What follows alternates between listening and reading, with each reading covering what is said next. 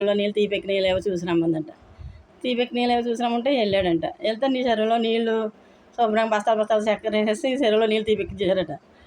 అన్ని చెరువులో నీళ్ళు తీయగున్నాయంట. తీయగుంటే నీళ్ళు పట్టుకొచ్చి పట్టుకొస్తా అక్కడ 100 పావురాలను ఒక హంస మోస్తుందంట. అది చూసాడట. ఆ సన్నివేశం చూసి వచ్చేసి అయ్యగారు ఆ పలానా చోట నీళ్ళు ఇప్పుడు ఆ చెరువులో నీళ్ళు బాగున్నాయి కదా, చాలా తీయగా ఉన్నాయి చూడండి, మీకు తెచ్చాను. అక్కడ ఒక హంస 100 పావురాలు మోస్తుందండి, అదొక వింత, ఎంత బాగుందండి చూశానండి అని చెప్పాడట. చెప్తే అయితే పలానా దిక్కు నాకు గుడ్డి నేరేడు చెట్టు కాయలు కాసిందో లేదు చూసిరా అందంట. ఆవిడ వెళ్ళాడంట. వెళ్ళి గుడ్డి నేరేడు చెట్టు కాయలు కాసిందంట. కాయలు కాసేలా చేస్తారట వీళ్ళు. కాయలు కాసిందంట. కాసేస్తే ఆ కాయలన్నీ కోసుకుని కొన్ని కాయలు తిని కొన్ని కాయలు పట్టుకొస్తున్నాడట. ఆ కింద రాతి బండ మీద మొక్కలు మొలిచేసి ఉన్నాయంట. ఆ మొక్కలు కూడా 4 మొక్కలు పీక్కొచ్చాడంట. ఇదేం చిత్రం అండి, రాతి బండ మీద మొక్కలు మొలిచేసి ఉన్నాయి, ఇదిగోండి మీకు